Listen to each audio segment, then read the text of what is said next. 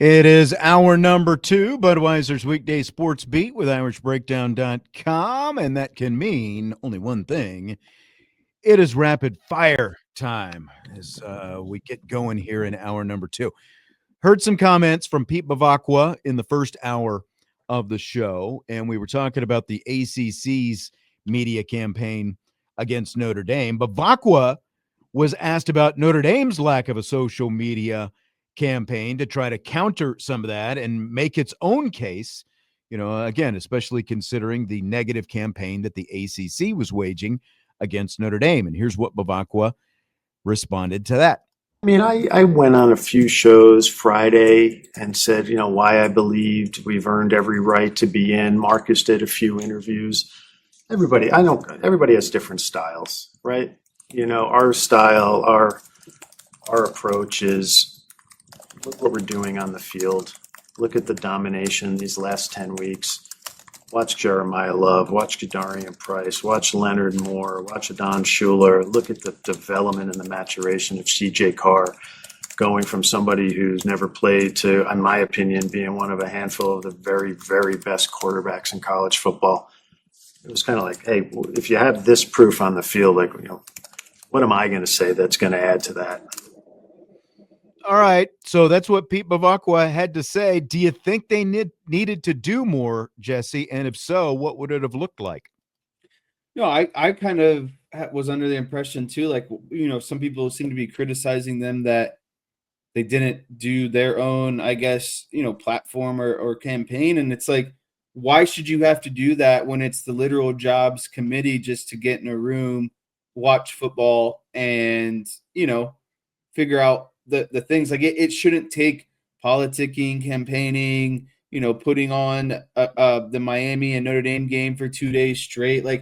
It's just, my understanding is each team, makes a presentation to the committee every week. They you get to meet with the committee, you get to present kind of the facts in your case and those sort of things. And all the feedback that they were getting is that, what the committee was doing for the first 3 or 4 weeks. And so I don't see any reason to do it. It seemed like the committee really had this, plan, agenda the last few weeks, and it was going to be executed regardless. If we were, as Notre Dame fans, as soon as Alabama jumped Notre Dame in that ranking, the penultimate ranking, Notre Dame fans should have just known at that point, because the more I go back and do the math and figure out the situations, it's like that was the ultimate indicator, because if BYU won, they were going to jump. If Alabama lost, clearly they weren't going to move, and now Miami was going to jump. Which is still crazy that that Alabama did not drop at all. But it was obvious that, like you talked about Nick Saban, and I think that things, again, like with this barrage of everyone coming at the Notre Dame Miami head-to-head, all of a sudden, Nick Saban here's, Notre Dame and Alabama are being compared. And you talked in the first hour of the show about how all of a sudden from 1 week to the next, Notre Dame was very complimentary of Notre Dame, but then he found out that Notre Dame was being compared to Alabama. And, then he starts taking his shots at Notre Dame last weekend, going into the selection process, the day before on game day, conference championship Saturday, and all that kind of stuff. I feel like, I said this yesterday, it just feels like the whiners won. And all, that, like, whether it was the ACC and its social media campaign or looping the Notre Dame Miami game on the ACC network, we don't know ultimately how much direct effect that had on the committee. You've also got the fact that Hunter Yurachek, he wasn't even the playoff committee chairman when this thing started. Like it's like hardly anyone has even talked about the fact that when the whole, when the first rankings were released, the Baylor athletic director was the committee chairman, and he was on there for 2 weeks, and then he gets booted at his own school, so he has to step down from the playoff committee. And now all of a sudden, you've got an SEC athletic director. An SEC team, an extra SEC team ends up making it into the field after they were the one who was left out last year. Like you add a lot of different things up. I think that at the very least, though, like, did Pete Mavacco and Marcus Freeman need to be doing a bunch of interviews and going out there trying to drown out all the noise? No, because Notre Dame was in the lead for so long and they thought that they were like, why did they need to take unnecessary shots and play on the defensive when they were the team, that was the leader in the clubhouse going into the final couple of weeks before everything changed? But at the very least, I feel like from a social media perspective, like you didn't even necessarily have to compare yourself to Miami or Alabama or whoever it was, but you could have put out like your metrics and just emphasized how well you're showing in all these different metrics week in and week out, that kind of stuff. But again, like how much ultimate effect that really had on the committee, I don't know. I think it was negligible, but I do think that all the narrative coming out of ESPN and every broadcast that you tuned into and all these different things, I think that ultimately did play a part. And as you said, going into that, the week before the Tuesday before the last ranking, the writing was obviously on the wall the way it played out. Yeah, and it's super unfortunate because, we kind of hammered down on the ACC. I thought another, stupid decision that they did is allowing Duke to play for the conference championship. Because if you just put Miami in there, Miami wins the game, they get the auto bid, Bama stays in, and then likely Notre Dame keeps that last spot because, the power or the group of 5 team, James Madison gets booted out for Miami's spot. Miami's in, Alabama's in, Notre Dame's in, everybody's happy. But since the ACC wanted to be stubborn and made, 7-5 crappy Duke go out there and play Virginia, oh, by the way, the winner doesn't get in, and Miami, the team that couldn't even make it to that stink conference championship game, gets rewarded for sitting at home and not having to play in the conference championship game. So I'd be surprised if Miami or if the ACC doesn't make some kind of change, because all you have to do is have a stipulation in there that says the conference reserves the right to put the highest ranked team in the conference championship game, in a tiebreaker situation like that. Like all you got to do is make that the number one tiebreaker and that settles everything. But it's like you can blame the ACC for that, and they're at least partly culpable because they didn't have the foresight to have that kind of tiebreaker in there to begin with. But it's still a knock on Miami that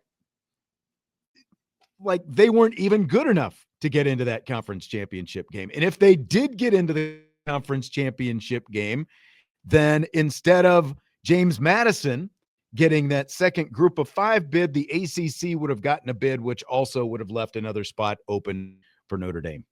If Miami had just taken care of its own business and been able to get into its own conference championship game, since everyone wants to talk about how important conferences and conference championship games are. Yeah, and It's like, oh, wait, the team that got the last spot didn't go to the conference championship or win the conference championship, but please tell me why Notre Dame belongs in a conference. Right. Exactly. So a lot of questions about who was typing at the press conference. I have no idea. And I texted the person who I thought it might be. I said, hey, did you have your computer with you at the press conference today? He said no. So it was not him. And he has the notoriously loud fingers himself, but it was not him. But I don't know who it was. I have to say, I didn't notice it nearly as much while the press conference was going on. But man, every soundbite that we've played, there's just like someone is attacking that keyboard, like their life is on the line out there. I think some people have said it was someone who took typing lessons on an old school typewriter back in the day, which would put them into my age demographic, but which the person who I texted is, but everyone else was a little bit younger at least. But I assume it was a front row person because the microphone was picking it up so much, though. I don't know. Rumor has it was you. DK says it was me. I did not have my laptop with me today. So Okay, Paul Feinbaum and Josh Pate were both on Get Up this morning. Oh boy. Both of them said Notre Dame comes out of all of this over the last 48 hours-ish looking bad. So scale of 1 to 10, how bad a look do you think these last couple of days have been from Notre Dame from a national perspective? I would put it as an 8 out of 10.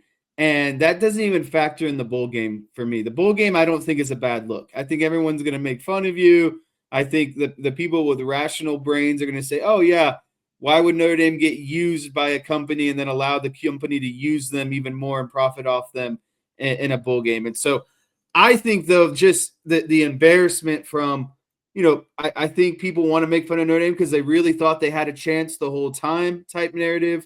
And then for it to all blow up in their face and everyone to, again, have their way with Notre Dame and all these different, wounds that people want to open up about Notre Dame.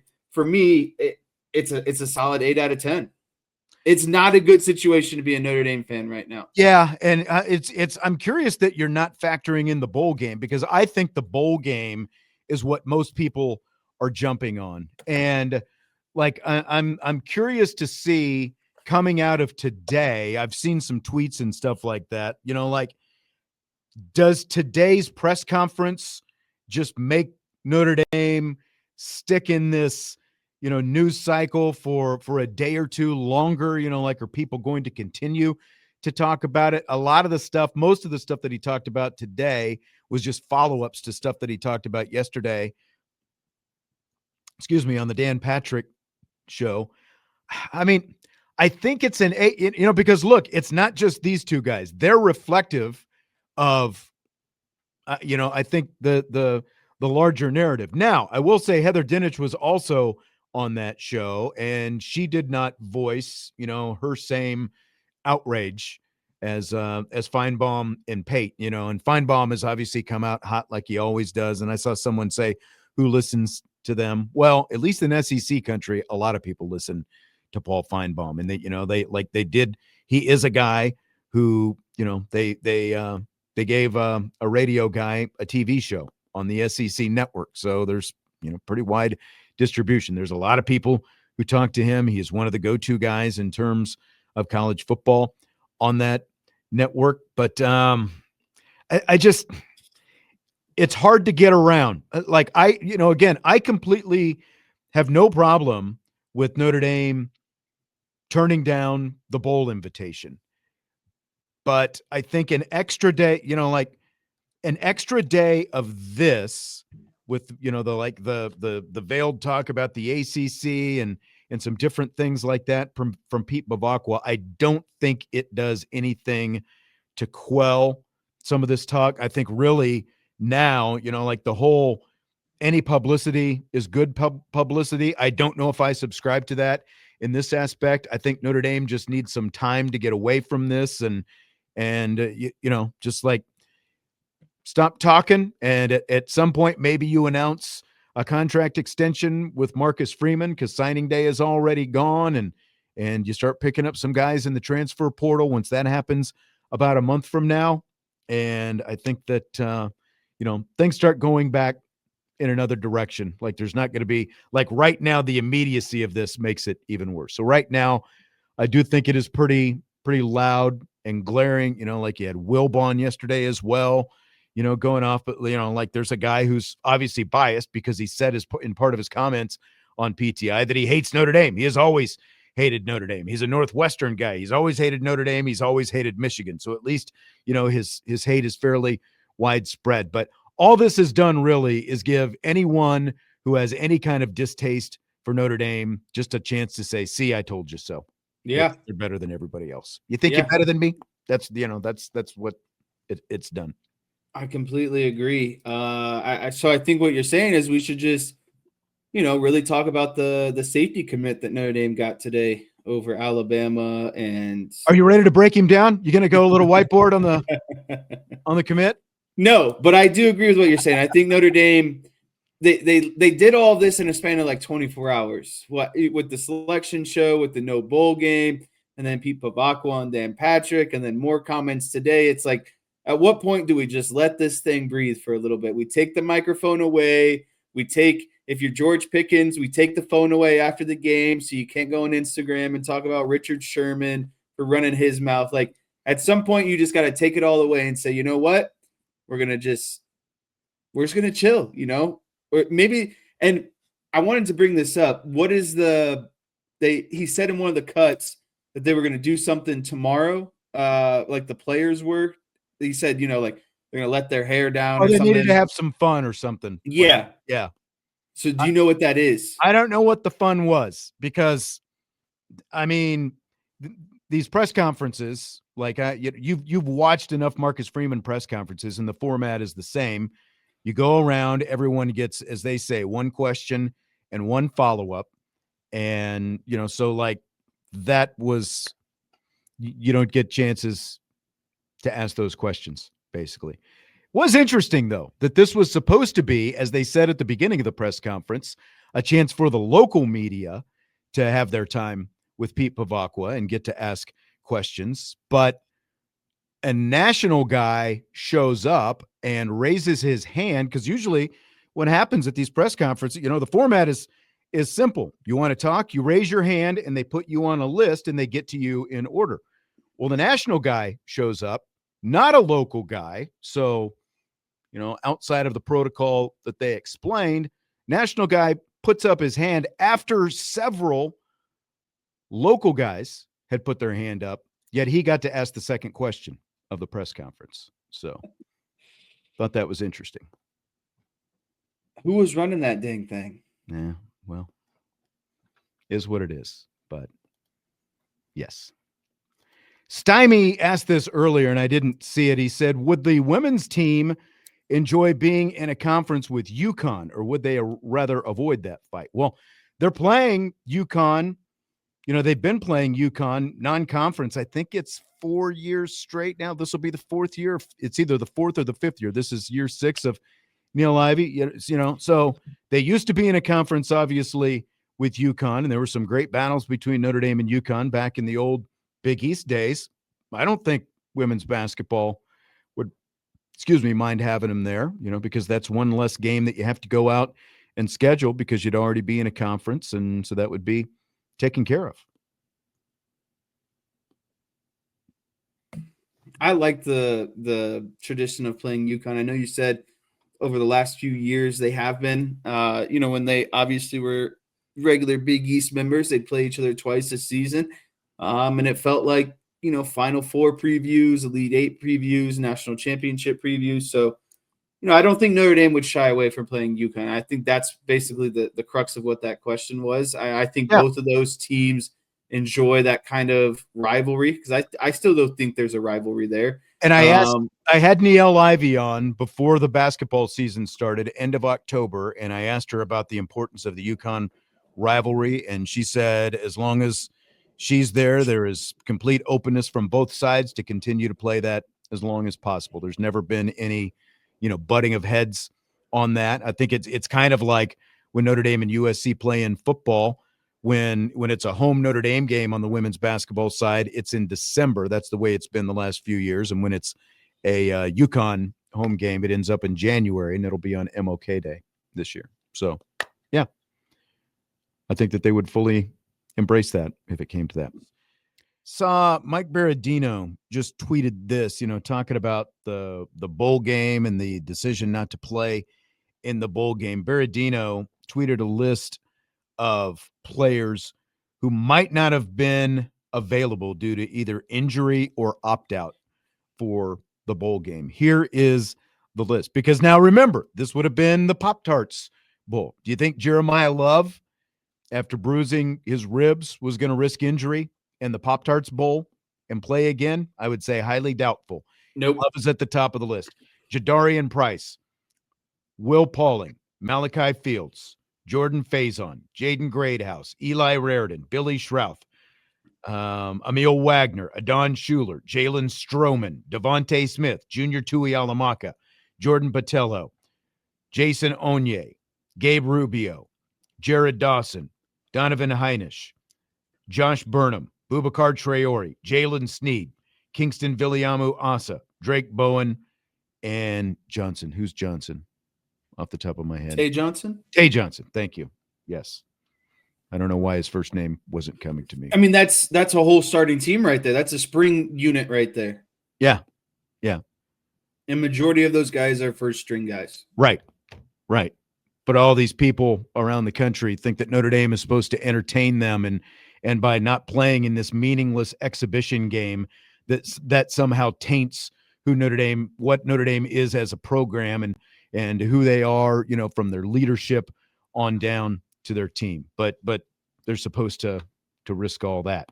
So Adon is not definitely going to the NFL. We don't know. That is just a list of people who potentially wouldn't have been available, just depending on what kind of decisions they would make, whether it's injury or otherwise. But that's yeah, I mean, that whole list, there probably would have been a few who would have still been available, but that is a list of guys who potentially wouldn't have been available for different reasons. And a lot of those guys have had injuries, like Jaden Greathouse.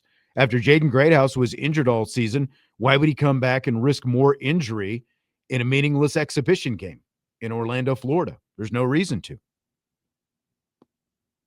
Yeah, there's no reason for a lot of those guys. And that's the thing, too, is Notre Dame needed to get healthy along the offensive line, the defensive line, and the secondary at wide receiver.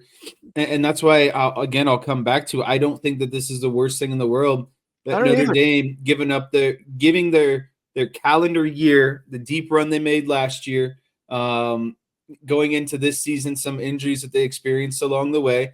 I think this is just a good time to reset, refresh, get healthy, get into the weight room, get a jump start on strength and conditioning.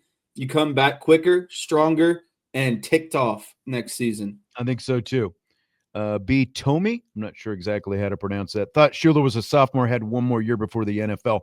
He is a sophomore eligibility wise, but this was his third season, so he can declare for the NFL this year if he decides to do that. That's a decision that he'll have to make. So, because he did have a redshirt year, and this is just his second year playing. Jeremiyah Love is a Heisman Trophy finalist, is just making it to New York for the ceremony. A win for Jeremiyah Love. Preseason, I would have said yes, but and it still is a win. But to me, when you start comparing these quarterbacks to past previous winners, it's like they're just not impressive. They're not impressive. You can't sell me on guys who are throwing for 3,000 yards and 30 touchdowns when I've seen 4,000 yards and 40 touchdown seasons, and I'm supposed to believe that this guy's a Heisman. No, you just happen to play quarterback on, one of the better teams in the country. If we're talking about pure game-changing, dynamic, thunder or lightning in a bottle type plays, that's Jeremiyah Love. And so considering who the Final Four are, I don't think just being there is good enough anymore. I think there's a good chance to run the table. Why not? Honestly, I think that the guy who, of the quarterbacks who were there, there are three quarterbacks in Jeremiyah Love. You've got Sayin, you've got Pavia, you've got Mendoza, and you've got Jeremiyah Love. I think the most deserving of the three quarterbacks is Pavia. I think that he has played his way into being a Heisman Trophy finalist. The other two they played nice football, but they're part of they're basically the stereotypical good quarterback on great team. They're just on a well-oiled machine. Trophy finalist. Yeah. I'm supposed to believe that those guys are the best guys. And then, let's not also forget Jeremiyah Love is splitting carries with another guy who's probably going to play running back in the NFL. So I just think Notre Dame needs to highlight. If Notre Dame's going to go on a social media run, this is the run they need to go on. You need to keep posting highlights of Jeremiyah Love. You need to keep posting his cumulative yards, because I saw the stupid graphic ESPN put up with just his rushing yards. Today is the deadline. Today is the deadline for Heisman Trophy voters. So, if they're going to do the social media blitz, it needs to happen right now. Yeah. But that's, all the highlights, all the big runs. And that's really, like for Jeremiyah Love personally, the way things turned out, because obviously Notre Dame was going to get left out of the playoff, regardless of what happened in that Stanford game that ended at around 2 a.m. But the way it turns out now is, what the other unfortunate side effect of all this is that Love suffered that injury in the first quarter. He had what, like 60 yards, or I think like almost all of his yards was on that opening drive. And if Jeremiyah Love even had a full half plus a little bit more to be fully healthy and go out there and show what he could do, like he would have had the chance to make a couple, like his final true Heisman closing argument. Like you would have seen another one of those signature long touchdown runs from Jeremiyah Love. And that's what he missed by being knocked out of that game. Obviously, bigger picture, the team being in the playoff is a more important thing. But for Love's Heisman candidacy, that's where he really missed out, was by not being able to do that, make his final case. Johnny asks when the Heisman show is. It'll be Saturday night. We got the Army-Navy game coming up this weekend. And then we've got the Heisman ceremony Saturday night. Oh, Brent says, imagine Jeremiyah Love and a Mike Shanahan offense. No thanks, Brent. I will not picture Jeremiyah Love. Thank you. In a Shanahan offense. I will not do that. Scale of 1 to 10. What chance do you give Love to actually win the Heisman?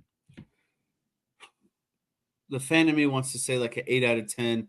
I think realistically, this is like a solid 3 out of 10. I think this award, unfortunately, is just going to go to probably the best quarterback on the best team. So I wouldn't be surprised if Mendoza wins this. I think so as well. I'd probably put it maybe a little bit higher than yours at a 3, but I think it feels like Indiana's the number 1 team in the nation. Mendoza's the quarterback of that team. He just beat Ohio State. There were a lot of people saying that Mendoza made his final statement for Heisman, even though that game, again, okay, stats are for losers, but he made a big play at the end of the game when he needed to. Does that make him the most outstanding player in college football?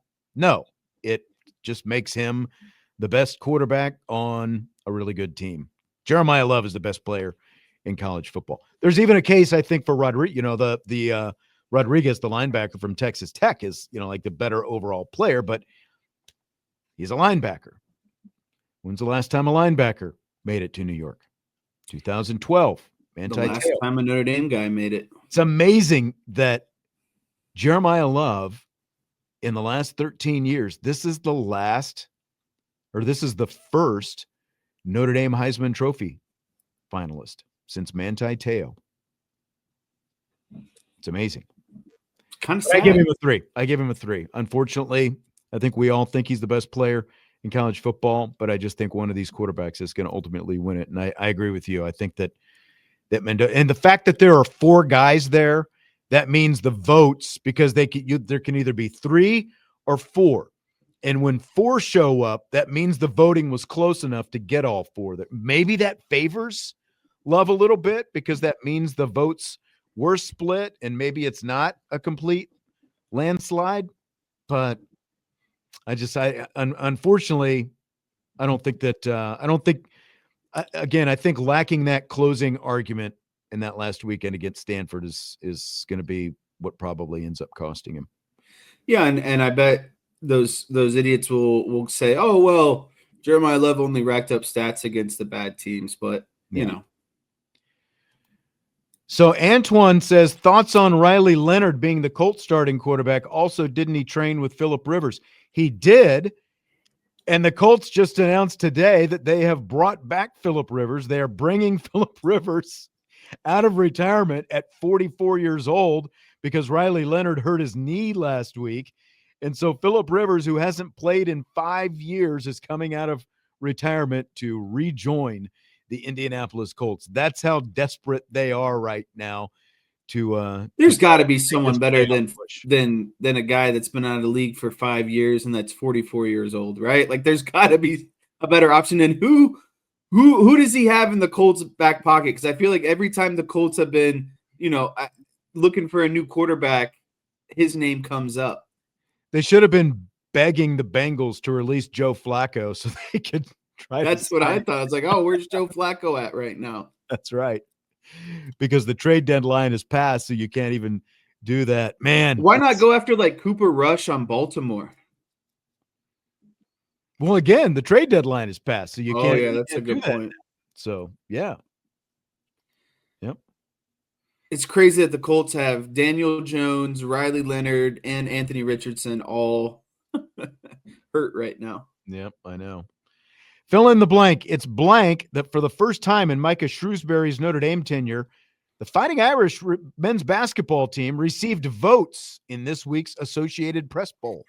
It's about dang time that Markus Shrewsbury and the boys started, climbing in that uphill battle and getting some AP votes. But of course, it comes in the same week that it's announced that Markus Burton, has some sort of ankle surgery and is going to be out for an undisclosed amount of time. But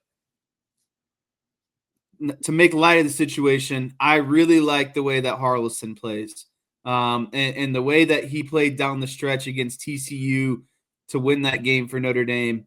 I think some of the, like Serta is starting to come along. I think some of these younger guys are really starting to, that young talent that we've been waiting for, I think is starting to rapidly, play well together. And I think that them at least getting some votes, I mean, it's progress. They're finally making progress, and you're finally starting to see some of this come to fruition with more talent on the roster. The fact that they were able to go out in the transfer portal and get a guy like Tout to help augment what they've got, and then Harrelson, like you talked about as well, playing very well. So it's a good sign. Unfortunately, the other fill in the blank is it's blank that Notre Dame announced today that Burton will have surgery on his injured left ankle on Wednesday, and there is no timetable for return. Yeah, it's tragic because as soon as Notre Dame kind of, you're starting to see the horizon, you're starting to see, some of the glimpses of playing good basketball, kind of getting yourself out of this rut, immediately something bad happens. And you just wish or hope that, Burton can come back as quickly as possible, potentially help this team, down the stretch later in the season as ACC play or maybe even a national, tournament appearance comes about. So just unfortunate because this isn't the first time, he's dealt with the injuries. Yeah, I know. And it's, again, like you just start to make some progress and then your best player, something like this happens. Hopefully, like it doesn't sound too good when you hear ankle surgery and the fact that there's no timetable for a return. Hopefully it's sooner than later, but not a very good sign for Markus Burton. And hopefully, I'm really curious to see how the rest of these guys come together now as they're getting ready for the start of ACC play. That is on the horizon now because we've got, it's almost middle of December now. We're past the first week of December. We're only a couple of weeks away from Christmas, and conference play is going to be starting and everything else. So we'll see who's able, if they're able to pick up the slack and kind of keep pushing forward without him. Hopefully he's not out for too long. Hopefully he recovers. That's obviously the most important thing, but hopefully the team is able to continue to push forward as well.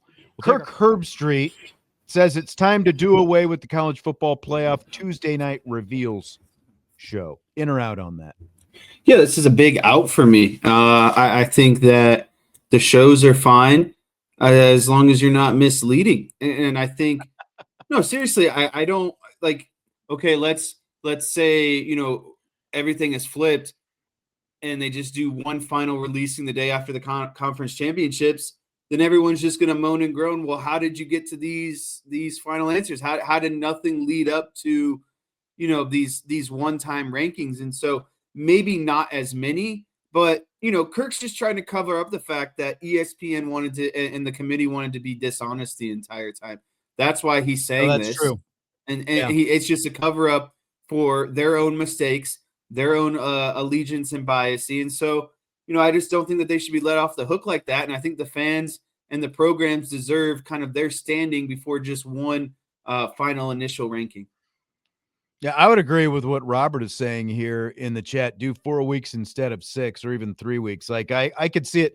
Like I don't think you need to do it the Tuesday before the Sunday reveal. I think that's a little bit quick. I think you could do at least 2 or 3 shows to start to put one out. I've heard other people say just kind of do what, the NCAA tournament does for men's and women's basketball, and you've got where they do, I think what is it, the top 16 reveal where they let you know like who, what's shaping up, who the top, seeds would be at this point. Maybe you do like one show a month out and then you do a final show or something like that. Every 2 weeks, maybe. Yeah. Like maybe you don't need to do it every week, but like Herb Street can say this and I guess it goes against the company, stance on what they're doing, but it is part of the ESPN contract that they do these reveal shows. Like ESPN is completely fine with it. And that's, to me, that's why all of this became the talking point that it was.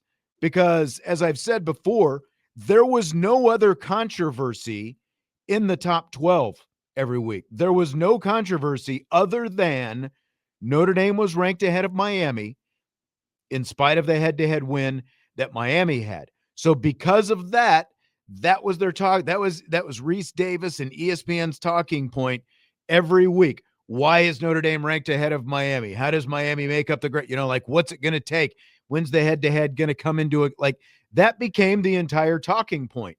And then last Tuesday, it's already been a week ago, the fact that Alabama moved ahead of Notre Dame, that at least moved that into part of the conversation.